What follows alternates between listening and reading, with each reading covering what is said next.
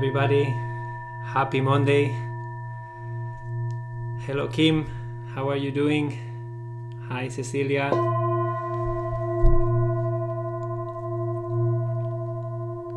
We are starting a brand new week. How was your weekend, guys? What are you grateful for today?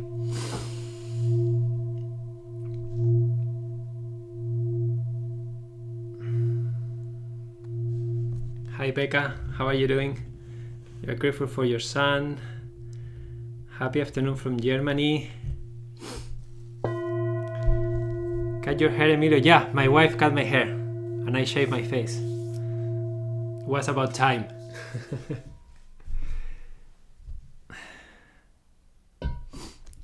Nice to see you guys all here. Let's just all do this with our hands and then take a couple of deep breaths.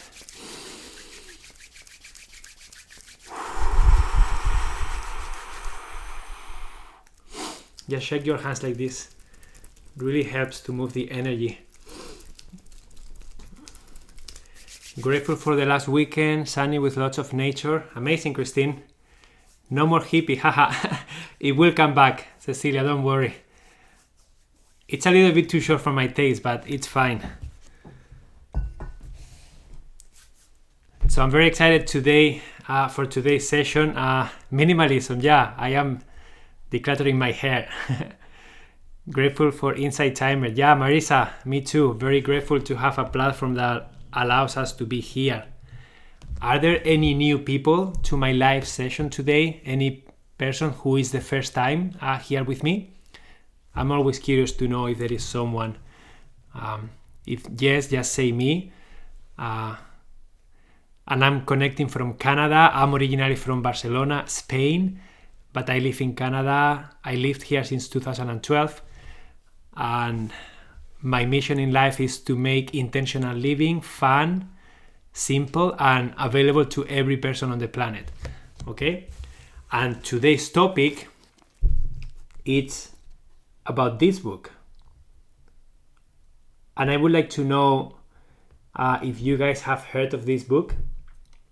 It's from Julie Morgenstern, Organizing from the Inside Out. Organizing from the Inside Out by Julie Morgenstern. And it's a book from 1998, I believe it was the first edition. Okay, I have it from years ago. So it's an old book, right? But still, the method inside, it's still very relevant. And trust me that she was a big influence in myself, in my own practice of helping people declutter and organize. And after doing over 300 in-home sessions with people, I can tell you that this method is very efficient, very effective. It's really well designed, and I always get results. The method that we have, we always tweak it a little bit. We are influenced. My wife and I, we work together with people, and we always are influenced by different people. And depending on the specific moment, we will use some techniques on others. But the framework that I'm about to share about this book, it's very efficient. Okay. So new to me, I have it from years. I am sorry. I don't know why you're sorry for, Kim. I read that years ago. Okay, so the book starts with some misconceptions that I would like to share with you because I find them very helpful and very eye-opening. And majority of the times people are not aware of them. And they are very, very simple. But so simple that sometimes the most simplest things elude us, right? Don't really think about them. But one of them is organizing is a mysterious talent, okay? Some lucky people are born with it, while others like you are left to suffer. So that's one misconception that the book shares. And this is something that many people believe, okay? Do you guys believe this? Do you guys believe that organizing is something that some people are born with, that skill, but then other people will never have it? Because if that's you, I have good news to you. Organizing is a skill, okay? And a skill can be learned. Everybody can learn a new skill anytime in their lives. And organizing is a skill. I don't have it. Christine, you can learn it, okay? So that's the first one. The second one, getting organized is an overwhelming, hopeless chore. Okay? So for those of you who are feeling like that, okay, Kim says, I think some are better at it than others. Kim, some are better at it than others because they have practiced it more, because they had put more time and effort into it, because maybe they had the opportunity to have someone in their lives to show them options, right? Maybe some people didn't have that opportunity. Some people were raised in homes where organization wasn't the norm. And it's not because their parents were bad. It's because maybe their parents didn't have exposure to being organized either, right? So you cannot give to someone something that you don't have yourself. And if you never learn yourself how to be organized because no one taught you, you cannot transfer the skills to someone else because you don't have them yourself. And that's why I'm doing this session today. That's why I'm always live here on Inside Timer, because I want you guys to learn this. It doesn't matter how old you are.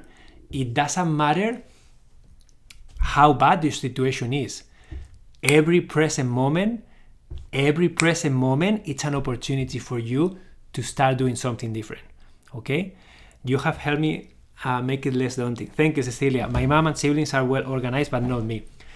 Okay, Polly, that's fine. Sometimes we are not a reflection of our parents, and sometimes we are quite the opposite because we rebel ourselves to what we have at home. So that's another whole story, right? So another one, it's impossible to stay organized. Okay, it's impossible to stay organized. Another one, organizing is a non-productive use of time. People in my workshops often say to me, I want to get organized, I try to get organized, but I always feel like I should be doing more important things with my time. Okay? How do you feel about that? Do you think that organizing is a waste of time? Do you find yourself saying, I don't have time to get organized now because I have other things that are more important? Okay?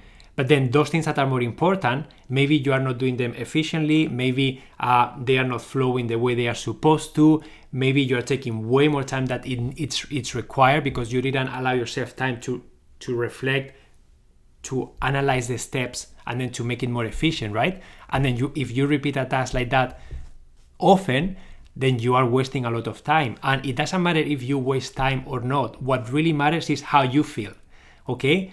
If it takes a lot of time for you to do a task, but you don't care about it and it's not frustrating you, that's fine. You don't have to optimize it if you don't want to. But when you are feeling frustrated, that's when you may benefit from doing this, okay? Organizing helps you do the other things well and efficiently. Yeah, once you are organized, then you have more time for fun things, absolutely. Oh, that's what we are trying to do here, guys. I'm not trying to impose on you to get organized in areas that you don't need or you don't want or you don't feel like it. I am inviting you to analyze the things that you are frustrated with, okay? Analyzing the things that you deep inside know, I think I'm wasting a lot of time here and this is something that I don't like doing, but I have to do it.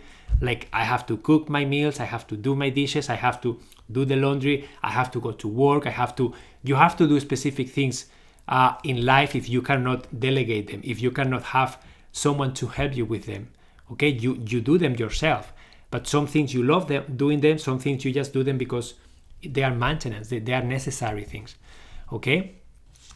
When I start organizing, it's like it never stops. We will talk about that, Kim, don't worry, okay? So the 3 steps that this book is going to cover, okay, it's divided in 3 steps. The first step is analyze, okay? Step 1, analyze. And this is analyzing your situation, right? Step 2 is going to be strategize, okay? Strategize, create a strategy. And the step 3 is going to be attack, okay? Actually taking action. And inside of these steps, we're gonna dive deeper into what's entitled on each step, but I want you to remember the framework, okay? There are 3 steps: analyze, strategize, and attack, Okay, and if someone wants to write those steps in the chat, please do, so that people can read them. But step 1 is analyze, step 2 is strategize, and step 3 is attack. Okay, so we are going to start with the step that is the analyze. Okay, and the first thing that they start with, that she starts with, Julie, with this, it's defining what's holding you back. Okay, thank you so much, Kay. Okay, so what's holding you back? Because when you are analyzing your situation, you are really becoming aware of what's going on in my life, what's going on in my home, why do I have clutter, why can't I get organized and stay organized? So you have to look at all those things before getting started, right? Because if you don't really understand what's going on, it's very difficult for you to actually take steps to change, because you don't know what you need to change. Okay, so the book talks about what's holding you back. Okay, and there are different things that can hold you back. Okay, but you need to understand them. So the book talks about technical errors is one thing that is holding you back. So basically just simple organization things that are not set properly, that if you change that technical thing, the system is gonna be better. It talks about level 2 will be external realities. Okay, so basically something in your environment that is making the organization being difficult. Maybe it can be living with someone else, maybe it can be like different environmental reasons, right? Maybe you have a very small space and you don't have homes for everything. So that can cause the clutter. And the next one is the psychological obstacles. And I would say that that's probably one of the most important ones, the psychological obstacles, right? So these are stuff that you have inside, like all habits, all beliefs, all ways of doing things that are no longer serving you, but you are so familiar with them that you just keep repeating them over and over, and you just can't get out of them. Okay, so those are some of the things that you have to look at. So for example, some of the things, to be more specific, items that don't have a home. So that's a technical error, that if you find yourself having in your home a lot of items that don't have a permanent home, that means that if I have this thing, for example, in my room, and I don't have a place to put it back when I'm tidying up my room, and every time I put this down, I put it somewhere else, and I don't have a permanent home for it, what's gonna happen is that first, I don't know where to put it, and that causes me stress. Second, when I need to find it, I don't know what it is, because I don't remember. If I put it every time in a different location, you will get frustrated because you won't find it. And that's when you start buying duplicates, and then you start forming piles of things everywhere, and you just forget where things are. Okay? So items not having a home is a big one. Inconvenient storage is another one. So you have something that you use on a regular basis, and it is stored in a place that is not convenient to grab it. It's kind of difficult and frustrating. And the experience, this happens, for example, imagine that you are in the kitchen, you want to bake a beautiful cake. Okay? You can connect with what, Lenore? Are you talking about the permanent homes, or are you talking about the inconvenient storage? I'm gonna talk about the inconvenient storage. Imagine that you are in your kitchen, okay? Oh, permanent homes. Okay, Lenore, imagine, let's say that you are in your kitchen, okay? Let's go, we all have a kitchen, okay? And then you have stuff in your countertops. You have plates, you have bowls, you have coffee mugs, you have cutlery. So you need to find a permanent home for all those things. In my kitchen, for example, if I stand in front of the sink, I open this door, the mugs go here. I open this door, the plates go here. I open this door, the coffee mugs go there. I open the second drawer on the right, and my cutlery is always there. So when I put things back, everything has a home, everything has a permanent place. Cutlery with cutlery, plates, dishes, everything. And when I finish tidying up my kitchen, there is nothing on the countertops, everything is put away. Put away in its home, in its permanent spot, okay? So the process that we are going to do involves creating a permanent home for everything, okay? What's holding you back? Technical errors. Thank you, Kay, for typing those, okay? Another error is creating a confusing system. A system that you have in place, but it's confusing. You don't really understand the steps, okay? And so because it's confusing, you don't follow it. This happens a lot with paper, for example. With paperwork, guys, you have your filing cabinet or you have piles of paper on your desk, and if you don't have a clear system that you feel comfortable and you understand, you will never be able to put those papers away, okay? That's one great example for papers. Organizing is boring. Sometimes we have that mentality, like, I don't want to organize because it's boring. And you are lacking the connection with your outcome, the connection with that final goal of when I get organized, then I will be able to do X. I will be able to feel this way. I will be able to, and then connecting with that is really important. Because if not, organizing is just a chore that you just don't want to do. We don't want to do it. This is me with paperwork. I try my best because I like it all organized. So, okay, maybe you have a good system in place, but sometimes if it's a system that is confusing, then it's very difficult to follow it, okay? Unrealistic workload. That's another one. We try to achieve a task that is going to require a little bit of time, and we are over-optimistic. And then we get started thinking that we're going to get it done in 30 minutes or an hour, and then it takes longer than that. And then that doesn't work because then you feel frustrated, you feel like you have failed. So these are some of the things that are errors, that are things that you have to look at to be able to understand your situation, okay?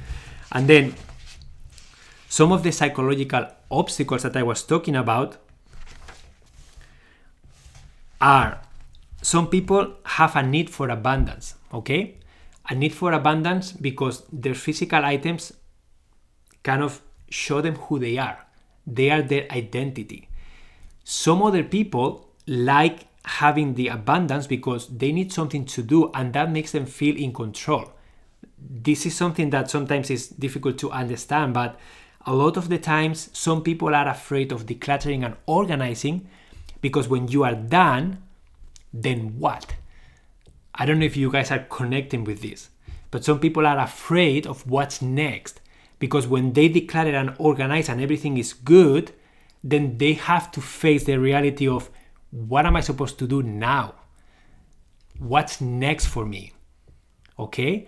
And that's scary for some people.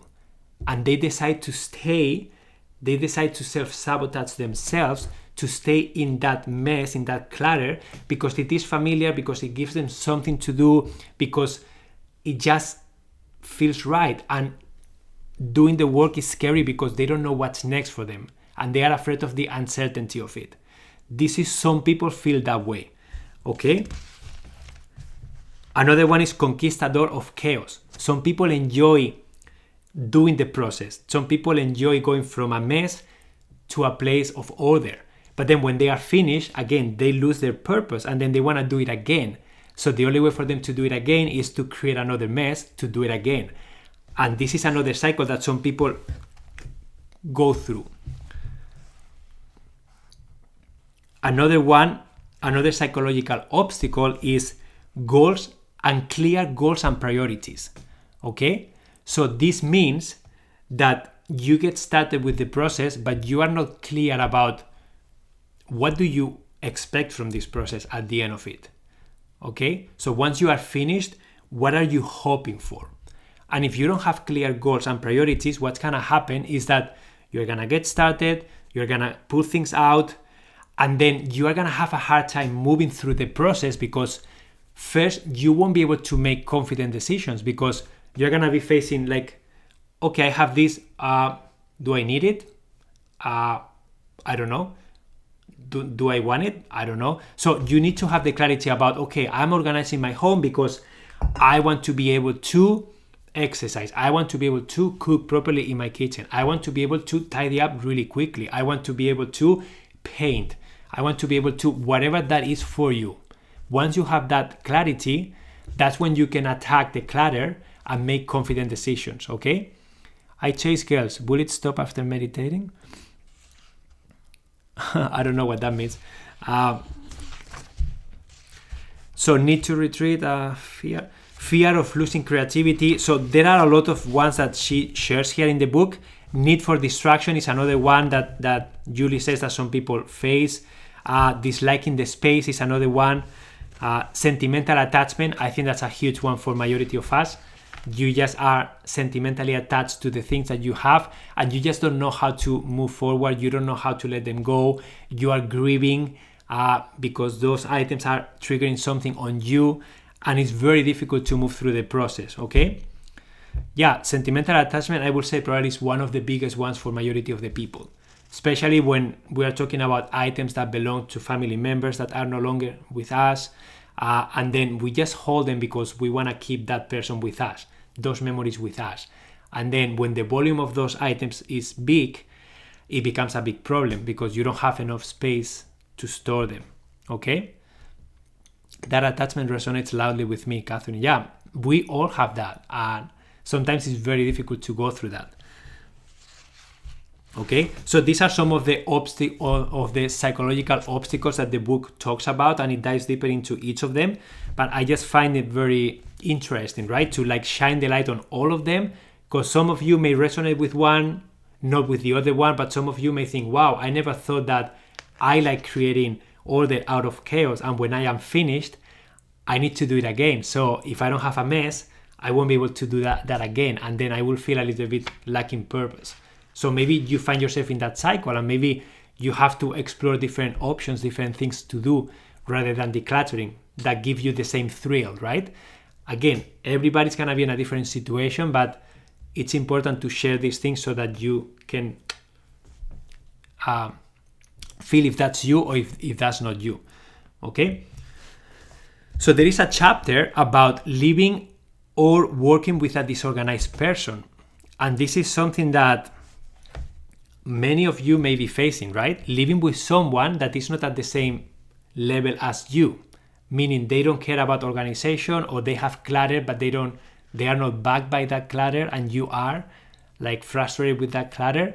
So when that happens in the same house, so there are a few things that the book shares that I think are interesting. Okay, so things that you should know about when you are trying to work with someone that is not organized, and maybe they don't want to be organized. So the first thing that says the book says, you cannot motivate someone else to get organized. Okay, so you cannot motivate someone else to get organized. This is something that I agree kind of, because you can influence them by you doing something that they feel inspired by. Okay, but you have to do the journey first yourself. You cannot tell someone, oh, you have to organize that room because it's a mess. No, you have to do first your own spaces, and then hopefully that person will see the difference, and then they will feel inspired to maybe try that. But you cannot force someone to do something that they don't want to. Okay, their mess is not an expression of disrespect. Okay, so this means that the mess that they have doesn't mean that they are doing it intentionally because they don't respect you. Okay? That means that they have a different way of functioning. They have different priorities. They may have different goals. And if you are not aware of those, then you will take that as an attack. That's why clear communication is so important, especially with couples, with families, right? You have to communicate clearly what is it that you need. You have to make specific requests, and sometimes your request cannot be imposed on others. So I know of couples, for example, she has really high standards of everything, and he doesn't. So when he is about to do something, like he can do something, but the perfectionist, he's not a perfectionist, so he doesn't need to do something to the T, right? But she does. And then she feels frustrated anytime that he does something because he's never good enough. So in that dynamic, I have seen her opting to do everything herself. And then she complains because, and this can be the opposite. This can be he and she not wanting to do it. So it doesn't matter who does what, right? But I just want you to understand that sometimes if you have really high standards for things, and then the other person doesn't, You cannot impose those standards on the other person unless you have clear communication and you find a balance between you, okay? Between you two. So I just want you to know that. Sometimes, in my case, for example, I have a standard that anytime I use the kitchen, anytime I do anything in the kitchen, I will put everything away and the counters will always be clean. That's my standard and that's what I enjoy. My wife doesn't do it that way. My wife will cook, she's super fast, but then she piles the dishes there, and then at the end of the day, she will tidy everything up. Okay? So you see different styles. And it's not that she leaves a mess behind. She will deal with it at nighttime, and we rotate days. In this specific case, I have to learn how to be okay with that temporary mess when it's her time, because she has a different way. And the reason why she does it, after we had a communication, an intentional dialogue, and I expressed my frustration, then I understood why she does it. And she does it because her hands are very sensitive to the water, right? Anytime she puts hands in water and dries them off, they irritate, and then she needs cream, and then she has a hard time keeping her hands kind of like nicely moist and stuff. So I understand that she cannot do what I do. I always get my hands wet and I don't care because my hands are not reacting. In her case, she's more concerned about her hands getting wet, so she doesn't want to do it, and she doesn't want to use gloves every time she does something in the kitchen. So our happy balance was to do, you do one day, I do the next day, I do it my way, you do it your way, and that's it. That was our happy balance. Okay? So just clear communication is important. That may help. Okay? Yeah, their mess is not an expression of disrespect. That may help DH not feel personally attacked. Yeah, thank you, Catherine, for stating that. Okay? Yeah, so there are 3 solutions that she recommends when you are dealing with someone that is not organized. Okay? Option number 1, let it go. Love them despite their messiness, okay? And just pick up after them. That's option number 1. Option number 2 that she recommends, co-design shared spaces. What does that mean? Learn to live together by acknowledging that you have different styles and co-designing your common spaces. And this works really well. So that means that, for example, if you have the opportunity to have like your space and his or her space, you can create a physical boundary of this is your space, you can do whatever you want in that room, this is my room, and I can do whatever I want here. And maybe the common areas, you have to find the common ground. Okay, the living room and kitchen, these are the standards that we're going to be setting, but then define clear, the garage maybe is his space and the basement maybe is your space, or vice versa. Again, it depends on your living situation, it will look different, but that's another strategy. And then the third option is help the person get organized. Okay? So help them actually get organized if they are willing to learn and curious about it. But they have to be interested in doing that. You cannot impose it on them. What option do you guys choose? Number 1, number 2, or number 3? Do you choose to just let it go and pick up after themselves? Do you choose establishing physical boundaries and then having each other's space? Or do you choose the third one that is helping them get organized? You like all 3? Option 2, I can do with my son. Number 3, amazing. So as you see, again, you will use number 3 if the person is willing to accept the help and they are interested. But if they are not, then you have to go to number 2 and maybe you can co-design spaces. And if that doesn't work either, and you have tried your best, then maybe you have to go to number 1 and just let it go because it's not worth the hassle. Again, this involves a lot of communication, guys. It's not simple and easy, and I know that. This is probably one of the main sources of clutter for majority of the families. Okay? Having this problem and not finding a clear way of communicating with each other. So it is normal. You are not alone if that's happening in your household, and sometimes bringing a third person that is not attached emotionally and has nothing to do with any of you to bring clarity to the situation can be a very good way of bringing new energy. Okay, I do this with families a lot. I act as a mediator. So I listen to the dad, to the mom, to the children, and then everybody has an opportunity to voice their concerns, to voice what they would like to change, to voice how they feel. in a safe environment, and then everybody has an opportunity to make a request. And then by doing this process, everybody becomes aware of everybody's needs. Everybody feels heard and respected because they all have an opportunity to share, okay? And then that person, that mediator, could be me, could be whoever you want to use, it's going to hold everybody accountable. So it's not going to be you holding your husband or your wife or your children. You didn't do this. You said you were going to do that. No, that will be their work. The mediator will do that work for you. So you will avoid the tensions, right? So there is a lot of benefits of doing this if you are stuck in those dynamics, okay? Just opening up that area for you. And you can use a professional organizer in your area. You can use someone online. So I do these sessions online sometimes. So it doesn't matter. There are no limitations, okay? You have options. Just want to share that option for you in there, okay? And then she shares some secrets from a professional organizer that I find are very interesting, okay? So she recommends when you are starting the process to really ask yourself these questions, okay? There are 5 questions. Like, what's working? Okay? So what's working right now? And I will invite you to think about a specific space here, okay? For example, let's say that you are frustrated with your kitchen, just to name a space. So you will think about your kitchen and then you will think, what's working in my kitchen right now? What's something that I like about my kitchen? What is not working in my kitchen? What is frustrating me? Okay? What items are the most essential to you in the kitchen? Okay, so for example, if you love baking and you do that every week a few times, maybe baking is a big activity for you in the kitchen. So the baking items need to have a convenient spot for you to access them, okay?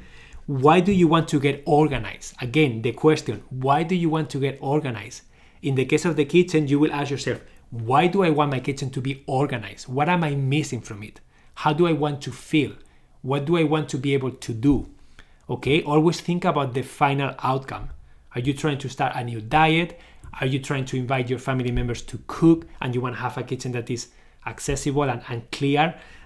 You want to invite people over and you are embarrassed because your kitchen is not clean and tidy. What is it? Okay, and then what's causing the problems?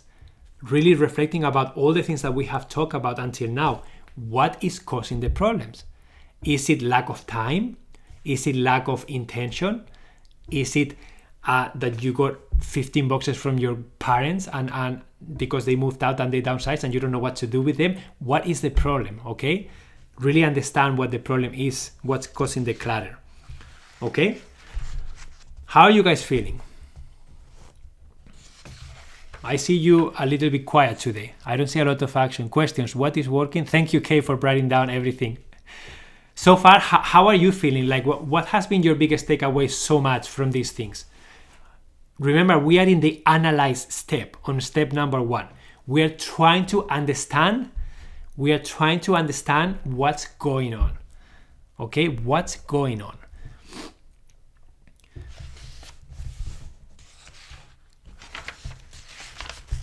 So we are ready to move to step number 2.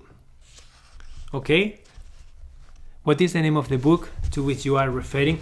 The name of the book is called Organizing from the Inside Out by Julie Morgenstern. Okay? I don't know if you can see it there. Organizing from the Inside Out by Julie Morgenstern. Okay?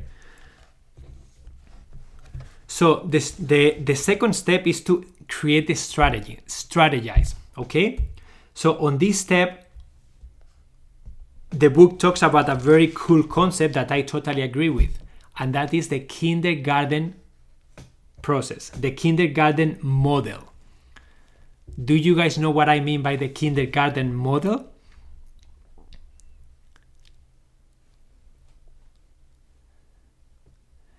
So many of us are disorganized. We don't know how to put order in our homes. So how come that you go to a kindergarten classroom, okay, and then you have, 15, 20 kids in there creating chaos with all the toys, all the stuff that they have around, and then the teacher rings the bell, And then all those little boys and girls that are probably 1-2 years old, how can they be able to run around and put everything back in matter of minutes? Everything has its own box. Enjoy like a kindergartner. Everything has a place. What else, guys? Do you see them having fun, or do you see them struggling when they are putting things back? Teams, small tasks, fun. Okay, so you have said everything has a box, everything has a home, they are having fun, small actionable steps, teachers to guide them. Do you think they understand when things go or not? Do you think the children understand the system that it's created there or not? The colors. So how come that they didn't the first time, but after practice, everything is labeled? So yes, they understand, absolutely. So guys, those little things that haven't learned anything about life yet, and they're just having fun and playing all day long and creating messes, they are able to put order. They are able to declare the room, and they are able to put everything back in its home. And then by the end of the day, the classroom is not a mess anymore, is it? It's a beautiful space that is ready for the next day. So just think about it. I am jealous now, but just think about it. You have to do the same in your home, okay? You have to create a system that you understand. You have to label things and containerize things in a way that you know where to place them, okay? And then at the end of the day, you have to do the maintenance of like everything that you have used, you just put it back in its spot. And then the following day, you will wake up and then your home will be beautiful. Everything will be in its home and you will be ready to do whatever you want. There is nothing on the way. How will that feel to you?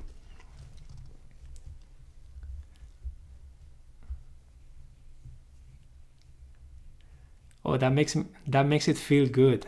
Plus they learn that being able to clean up easily means more time for fun. Yeah, absolutely. So think about all those benefits, okay? So these are some of the things that you may be asking yourself that the book states, okay? So as you scan the endless piles of clutter and the monumental chaos before you, an old familiar anxiety rises between you, and your mind begins to rule with all too familiar questions like, where do I start? How long will this take? How in the world can I make my efforts last? Okay, so these are some of the questions that may be going in your head. Maybe I have to make an organizing song. Kim, whatever it takes to make it fun. Honestly, if that's what it takes for you to do it, maybe that's your new ritual. Every night, 8 p.m., the music goes on. And then you know that you have to start dancing, and then you have to start collecting things and putting them in their respective places. Okay? So don't be shy. Just try whatever comes to mind. Guys, normally the first ideas that come to mind that seem crazy, those are the best ones. Okay? Those are the best ones. So listen to yourself because you already have the answers inside you. So if a song comes up for you, put it on every day. Give it a try. You may be surprised by the results. Okay? So we are in the strategize step. So we talk about the kindergarten model, okay?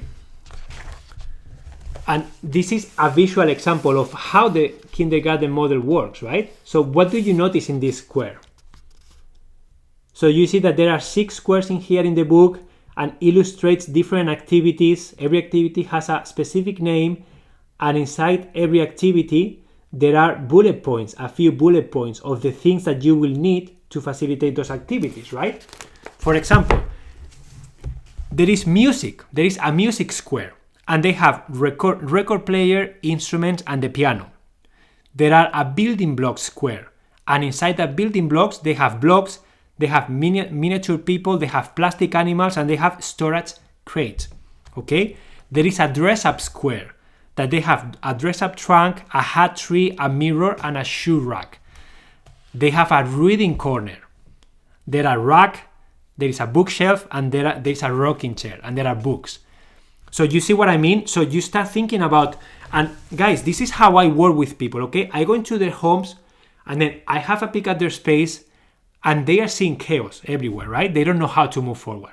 And I am seeing office supplies, clothes, sport equipment, books, kitchen utensils, technology, records, VHS players, and you know what I'm seeing here? Furniture, boxes unlabeled. So I'm starting to see those categories, but I don't make them up myself. Then I start asking them, so what would you like to see in this space? If you could snap your fingers and finish this space and it's completely finished, what do you do in the space?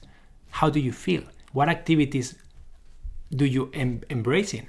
And then they start telling me those things, right? And then we start making the list. So you wanna sing, or you wanna play your instrument, or you wanna have a reading corner, or you wanna have an exercise place with your weights and your yoga mat, or you wanna have a playroom for your kids, or you wanna have a recording studio for your business. Whatever that is, categories come to mind, and then I will do this in my head, okay? And then my job is to help them create this in their heads, okay? And then once we have the clarity, we start assessing the clutter by categories, okay? And that's what you will learn in the next step, okay?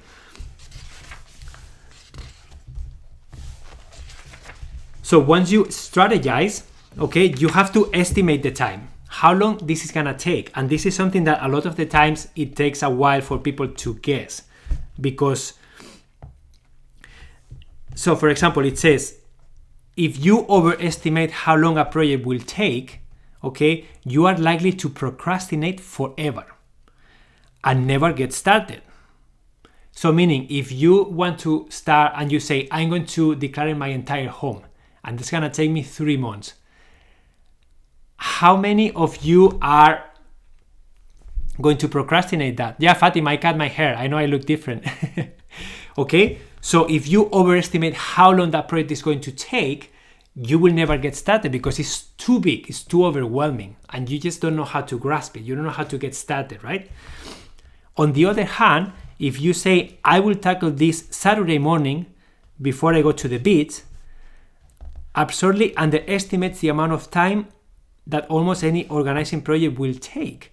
So you will put in the time, but then seeing little or no results for all of your effort, you will walk away well short of the finish line. So you will not finish the project. And then you will just give up. This is not worth it. Can be done. And then you just will lose momentum, and you will lose your motivation, and you will feel like a failure. Okay? So those are the two spectrums of the so overestimating and trying to do a project that is going to take forever, and underestimating to the point that it is not enough time to do anything. Okay? So if you fall on any of these spectrum, you are gonna be facing those challenges. So you wanna be somewhere in the middle, right? So and then she says, the truth is that most rooms in the home take an average of 1 to 1.5 days to complete. 1 to 1.5 days to complete. How do you feel about that?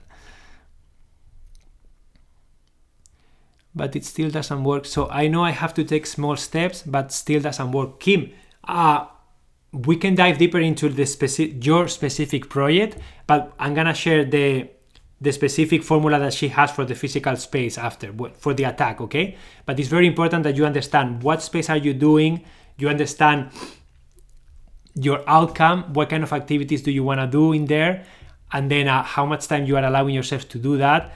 But guys, can you imagine that every room in your house in 1 to 1.5 days can be done? Do you believe it? I'm just curious to know, do you believe that's true? But what to do with work and family? I don't have a full free day. That is good. No, yes, I do believe. Okay, I can tell you from my own experience, guys, that if you go to my website and you look at the before and after photos and videos, 95% of those projects are completed in less than 7 hours. Majority of them are 3 hours to 5 hour sessions. Majority of them, except the ones that have paper, because paper takes another layer. But majority of the projects, you will see kitchens, you will see garage, you will see they took us, Samantha, myself, working with the client. So 2 people, 2 professional organizers working with the client. Between 3 and 5 hours, we complete a whole room. And people say, how is that possible? Because we follow a system, because we really understand what the people want, because they are ready. We don't work with everybody. So many times people call us and we will say, you are not ready. You don't really know what you want. So I'm going to come to your home and I have no idea what to do for you. You have to do more work on the mindset. You have to do more work on getting clarity, okay? And until you don't get clear, I can help you get clear, but if you don't have clarity about what you need, we're just going to be moving things around for no reason, okay? So she says that, and I totally agree with that. You can do a whole room in a day and a half, for sure. And you don't have to take a full day off, as some people were saying, I have to work. You can do that in 2 half days, you can do that in 3 afternoons, you can do that in a whole weekend, or you can take a day off because you know when you finish, it's gonna be done, and then you can move on with life, okay? So let's move to the last step, okay? The attack. The attack space has a formula called space. Yeah, I don't know what I want. Christine, that's the thing. Like so many of you, and myself included, if I don't have the clarity about what am I doing in that space, like today, for example, my wife and I, we are decluttering our basement. If we don't have clarity about what we want, the end result, we will get started and we will not finish it because we don't know what we are doing. So we have to get very clear about, okay, what is the outcome here? We need to add extra shelves. We need to have a space for our air conditioners to go. We want to put our winter stuff in there, our snowboards, and then the bicycle trailer needs a space for the winter. So we have very specific outcomes that we are aiming for. If we don't have that clarity, then what are we creating? You know what I mean? It will be very confusing. Start with the outcome. Absolutely, guys. Start with the outcome. Connect with that feeling, connect with what you want to be doing, okay? So the third step is the attack. That's when you are gonna take action, okay? And that space has 5. It's called space. So space is the acronym, and space, and if someone wants to type it there, space is the formula, okay? S-P-A-C-E. S stands for sorting. You have to sort things, okay? P stands for purge. You have to purge the things that no longer serve you, okay? A, assign a home, okay? C, containerize. So use containers or something to contain the things so that they don't fall all over the place. And the E stands for equalize. Equalize means maintaining, tweaking, doing whatever you need to make the system flow for you, because it's not going to be perfect from day one, okay? When you create the system, you have to test it over time, and then you have to tweak it, you have to make changes, you have to optimize it, you have to until it feels really good. And the equalize process is gonna be with you the rest of your life, because anytime your life evolves, anytime your life changes, the physical space is gonna change. The activities that you do are going to change. So you're going to equalize that space again by reassessing the outcome, reassessing what am I wanting to do in this space now that is different from before. And then you are gonna declutter when you no longer need. You are going to assign a home for the new things that you have, and then you're going to containerize things so that they are tidy in one place, okay? You have to follow this in the specific order. First step is sorting. Second step is purging. Third step is assigning a home. Fourth step is, once you have assigned a home, containerize that somehow so that everything is nicely and accessible in there. And equalize is the last step. That's the maintenance, okay? What I see, a lot of people get started trying to assign a home for things, and they skip the sorting and the purging. What do you think is gonna happen if you skip those 2 steps? Hi, Clarence. from Arizona. Overwhelming. Why? Why do you think it's gonna be overwhelming? So you are trying to assign homes for things. Hi Nati, but you haven't done the sorting and you haven't done the purging. And you're trying to find homes for everything. So what's happening here? So what means purge? Don't know the word. So purging means decluttering, letting go. Okay. So sorting, in the sorting process, what you are going to do is like you're gonna look at the space and you're gonna say, okay, I have books, I have office supplies, I have paper, I have mobile phones, I have musical instruments. So you are going to create the categories that exist in that space. Okay. So sorting means that you are going to put things alike with things alike. That's sorting, so that you become aware of like, oh, I have this, I have this, I have this. Then purging means letting go of the things that you don't need.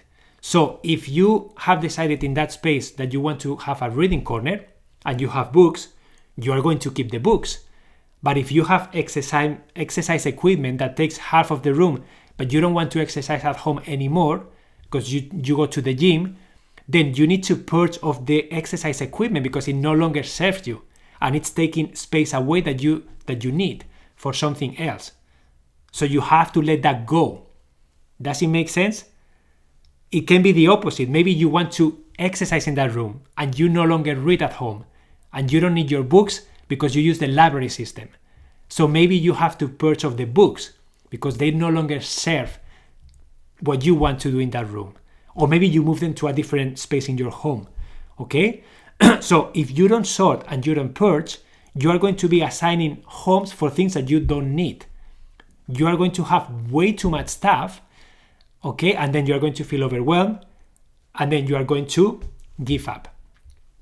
So that's why it's so important, and this is something that so many people skip. And the first thing that we always do with people is like, we are going to touch everything in the room and we are going to declutter everything that you don't need. And they are amazed at the amount of things that they let go because they don't need them. And then when they see the space opening up, what do you think happens to them?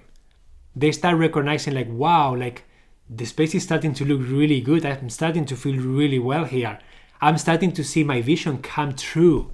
Okay? That cannot happen if you don't declutter, if you don't purge. Okay? Does that make sense, guys? What do you think of this formula?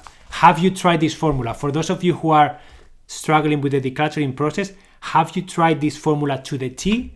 Yes or no?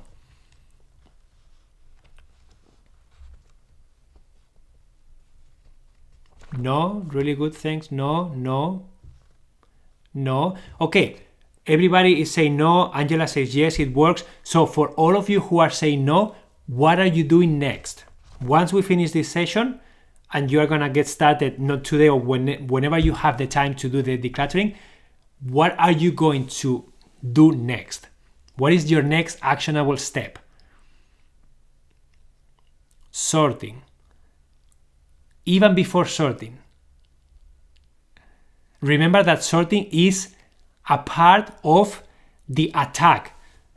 So to remind you of the steps of the book, okay? Analyze, strategize, and attack. Okay? So analyzing involves understanding what's causing the clutter, understanding how you feel about the clutter, and understanding all the psychological obstacles, all that stuff, okay? Strategize means to create your vision, to really understand what is it that I want, and then create a plan of attack. How much time am I allowing myself to do this? Put it in your calendar, getting help if you need to, just creating a plan of attack. What's next, right? Thinking about the first space that you are going to do. And then once you have done that, you're going to do the space formula.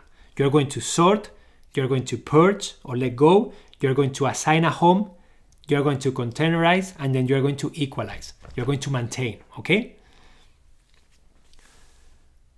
And it's important, if you feel like Alison says yes and no, I have trouble purging. So Alison, why do you have trouble purging, letting go? What's your obstacle here? Are you willing to share what's What's in your mind that is stopping you from I love my stuff? So why do you have to let it go if you love it? Why are you forcing yourself to let go of things that you love? Because the goal here is not to just let go. I don't have room. Okay, so you have a problem of having too many things and too little space. That's a big problem for a lot of you. And then you have to be intentional. Guys, there is no other way of doing this. If you live in a small space, okay, if you live in a small space, you cannot have a lot of things that don't fit in there. So, Alison, have you optimized your storage places? Have you optimized how you use vertical spaces in closets? Do you have shelves everywhere to optimize vertical space in every room? Have you done that work? Yes or no? Because so many times I go into smaller spaces, people feel that they need to move, that they need to let go of things that they love. But then when we look at the space, we come up with, no, you can add a shelf here, you can have a dresser here, the shelves in your closet maybe are like this far apart and you only have this much and you have so much space wasted. Okay? So guys, you have to optimize your current storage space if that's your problem. Okay? You are working on that now. Amazing. But when you are working on that, you are going to create extra storage space to store the things that are really meaningful to you. Okay? Not to store things that you don't know what they are for. That's another thing. So you can still sort things. You can know how much you have of each category, and then you can create space, storage space for those specific things. You can measure it, and then you can make it work. Okay?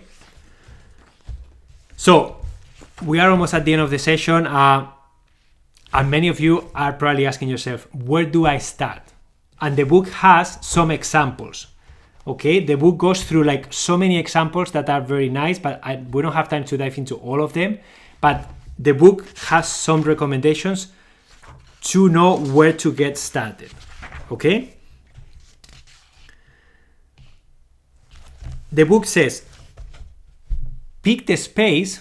So the book is called Organizing from the Inside Out by Julie Morgenstern. Okay? There will be a recording of this. So, Nati, if you are in the circle, if you guys want to join my circle, it's called Your Thriving Lifestyle. I will share a recording in there, okay? Thank you, V, for that recommendation. I didn't know that the audiobook has only 1/3. Okay? You will find my website. You can find it on my profile on Inside Timer, or you can go join the circle, and then I will share the link in there, okay? So, the book says, pick the space you either spend the majority of your time in, find the most irritating in terms of clutter, or that's keeping you from reaching your personal or professional goals. Okay, did you guys understand that? So pick a space where you spend the majority of your time, a space that is frustrating you the most, or a space that is going to help you reach your personal goals. So when I always tell people the same thing, where to get started, guys, what is the space that if you can start and finish, you will benefit the most from? Which one is that space? And don't get started with the attic, don't get started with spaces that you don't spend time there. Because what we are trying to find here for you guys is a quick win. You need to start and finish a space where you are going to spend everyday time on it, okay? Where you are going to reap the benefits of it. Because when you do that, you're going to feel so good in that space that is completely finished, that when you get out into the rest of your home and it's messy, you're going to feel motivation. You're going to feel excitement. You have accomplished something. Anytime you feel overwhelmed, you will go to that space, you will shut the door, and that's what people tell me. Sometimes we do the basement, sometimes it's the kitchen, sometimes it's the bedroom, and people, when we leave a few days later, they say, Emilio, every time I feel overwhelmed in my house because of clutter, I go to that space that we finished together, I shut the door, I sit there, and I just feel calm. I just look around me and I see that I am able to do this. I see I am capable because I have completed this. And then they feel themselves motivated again to do the next step. And then you will do the next space, okay? And then you will start and finish it. And even if the rest of your house is a mess, it doesn't matter. Finish a space and maintain space. Start creating that habit, okay? And then over time, you're gonna start doing that in every space of your home. Could you repeat the steps? So the book talks about 3 main steps, okay? Analyze, strategize, and attack, okay? And inside the attack, inside the third step, the formula is called space, okay? So you are going to sort, and then you are going to purge, that is letting go. You are going to assign a home, you are going to containerize, and you are going to equalize. That's the maintenance, okay? Okay, I want to share with you some of the examples that are visual so that you can see. Someone mentioned a bedroom, okay? So I'm gonna share an example from the book about a bedroom and how they do the process, okay? So this is the bedroom, okay? So it says the analyze step. Say, what's working? I get cold at night, so I keep spare quilts in a blanket chest at the foot of my bed. It's great to be able to reach down and grab one in the middle of the night. So that's something that is working in the bedroom, okay? I keep a notepad and some pens in my night table to record ideas or even dreams when I am in bed. So that's another idea, that's something that is working. So you don't want to change that. Example, what is not working? I can never relax in my bedroom because it's where I dump all the unfinished household chores until I can get to them. It certainly helps me clean up the rest of the house for company, but I dread coming into my bedroom at night. So that's one example of something that doesn't work for this person. Another example, the side of my bed is a wreck. I can barely fit a glass of water on my bedside table, and there are piles of newspapers, books, socks, running shoes, stationery, and checkbooks on the floor. The clutter puts me on edge. I think it's why I have trouble sleeping at night. So that's another example of something that is not working. Another example, my dresser top is a mess. Ties, receipts, cuff links, change from my wallet, everything gets dumped there and everything gets lost there. I lose a half an hour a day just searching for what I need. Okay? Example, what items are most essential to you? Sharon says, often folded laundry and mended clothes while watching TV, and thus needed places for laundry and mending as well as videos and her TV guide. Okay? Kathy says, needed places for bedside reading materials, candles, reading glasses, hand lotion, alarm clock, phone, and water glass. Okay? Make out his bills in the bedroom while listening to music. This is Carl. And needed places for banking supplies, envelopes, and writing implements, as well as audio cassettes. So guys, are you seeing the logic of this? Everybody's reflecting about themselves. Everybody's stating what's working, stating what's not working, what items are most essential. So these are some examples of real people. Okay? And thank you for the comments. Thank you, Miriam. Started today analyzing the kitchen. Amazing, D. Share your progress in the circle, please. I would love to read it. Okay? So why do you want to get organized? Okay, why do you want to get organized? Examples. I want to have a peaceful retreat. I want to have better sleep at night. I want a sense of control. I want to get more reading done. Okay? What's causing the problems? This is interesting. What's causing the problems? And some people say, inconvenient storage. Bedrooms have become multipurpose rooms, no longer just a place to sleep and dress. They are where we watch TV, do chores, even exercise. Yet they are usually outfitted to store only the most traditional bedroom-related items. The solution is to inventory what you will keep in the room and find containers and storage units designed specifically for them. Okay? So, did you understand that portion? Bedrooms have become something way more than just a sleeping place, especially in places that are smaller. If you live in cities, you don't have a lot of abundance on space. The bedroom, in our case, the bedroom is our office, is a place where we read, it's a place where I work sometimes on the bed, it's a place where we do crafts with my daughter, it's a place where we have our home office printer. Our bedroom is a hub, man. There are so many stuff in there, but we understand what we use it for, and every space has a specific location. So that's what you have to do, okay? So this is one example of something that you can do when you start doing your space, okay? So you start thinking about like activities that you want to do, and then you have supplies and you have storage units. So what kind of activities are you planning on doing? And then you state them here. And then what kind of supplies do you need for those activities? And then you state them here. And then what kind of storage space do you need to store these supplies? And you write it here, okay? So for example, activities, reading. Supplies, magazines, books, and reading glasses. Storage units, bedside table, okay? Grooming, an activity is grooming. What do you need? I need hairbrushes, jewelry, and accessories. Where are you planning on storing that? In the vanity dresser, okay? TV music, another activity.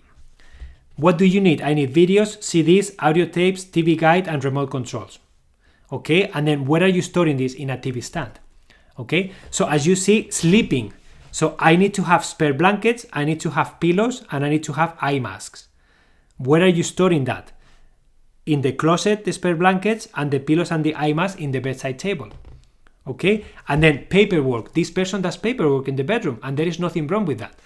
So what do I need to do my paperwork? Stationery, bills, pens and pencils, stamps, banking supplies, and greeting cards. Where are you storing that? In one drawer in the bedside table. You see how intentional this is, guys? The book is so helpful if you take your time with it and follow it step by step, work on your rooms, one section at a time, one corner at a time. Thank you, V. Absolutely. This is a jam-packed book that it's worth reading, guys. It's worth you going to the library and getting a copy or buying it online or whatever you want to do. But it's really worth it to read it because it's really, really helpful. Okay? And before I go, so Julie Morgenstern has a daughter, okay, her name is Jessie, and she also co-wrote a book with her mom called Organizing from the Inside Out for Teens. So for those of you who have children, this book is really nice because it's very visual. And again, why only the books that are for kids are visual? Because we all are visual. So look at this, for example, before and after, the layout of a bedroom. How cool is that?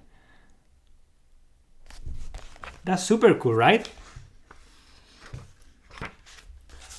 Another example of before and after photos of a closet that is organized or disorganized. And what they did to solve it, right? Just optimizing the vertical space.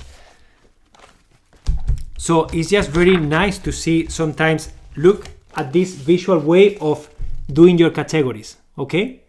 So this person says, okay, I have, in my CDs, I have these different collections. In my clothing, I have these different pieces of clothing that I want to store. And then in my exercise gear, I have these different things that I need to store. So this is a very visual way for you to brainstorm and really design the space that you want. What activities am I doing?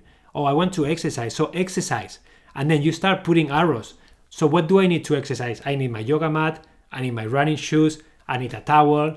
I need my music, I need weights, I need whatever you need, right? And then you come up with a chart that looks like this, that is your own specific chart, and then you just do whatever you want in there. And then you create storages for those specific activities, okay? So again, more examples, visual examples. So this is another great book that is the exact same formula that this book follows, okay? But it's called Organizing from the Inside Out for Teens, okay? And believe it or not, Julie Morgenstern shares in her books that she was really disorganized when she was growing up. When she was having her baby, she was very, very disorganized, and she was struggling so much that was the motivation that she needed to turn things around. So it's so interesting to read that portion of her life and why she felt so inspired to do this work. Okay, so guys, that was the session for today. We went over a few minutes, but I know you may be like, wow, this is a lot of information. But again, this is a framework that you can follow. I will share the steps in the circles for you to remember, but this is a framework that if you follow it to the T, it does work. This is what I use with my clients, a very similar approach, guys. And if you skip the first steps, the clarity, the clearing your intentions, and really getting clear on what you need, and purging, the letting go before you start organizing, you most likely will not succeed because it's just gonna be too overwhelming. Okay, if you guys enjoyed this session, as always, there is a donation button somewhere there. Feel free to click in there if you feel inspired to support my work. I am live every week, 2 times. This week is today and tomorrow because I'm away the rest of the week. But normally I'm live on Tuesdays and Thursdays, okay, at 10 a.m. I have 2 courses on Insight Timer that you can check. One is about self-care and the other one is about minimalism. And I am creating a 3rd course about creating your clutter-free home. So I'm in the process of creating that one. And I will be starting doing workshops in January. So check that out, guys, the courses. If you take some of them, make sure that you engage in the course classroom. I love reading from you. And I hope you have an amazing rest of the day. And I will see you tomorrow to keep talking about the law of attraction. Okay, so tomorrow, same time, I will be here. And then we will be talking about the law of attraction. Okay, if you guys have any questions, share them now. And if not, I will leave you. Thank you, Luisa. Thank you, Iris, for your donation. I really appreciate your support. Okay, so I don't see any questions. So guys, please read this, follow the steps. Just choose a space that is easy enough for you to get it done, and start and finish that space. Start and finish that space. It's so important to get a quick win, okay? It's so important to have a space that you have completed. And then move the mess somewhere else. And then you will keep doing that. It's a muscle. You will start somewhere, and then you will start making progress, getting inspired, seeing results, creating new habits, maintaining that new space that you created, and then you will start using those skills for the next space and then for the next space. Okay? Do you have your own book, Emilio? Yes, I do have a book. It's called A Recipe for an Extraordinary Life. And you can find it in my website. So if you go to my link, Insight Timer link, profile link, just go in there and then go to the website and you will find it there. Okay? Okay, guys. I hope you have an amazing day. And I will see you tomorrow at the same time. Okay? Adios.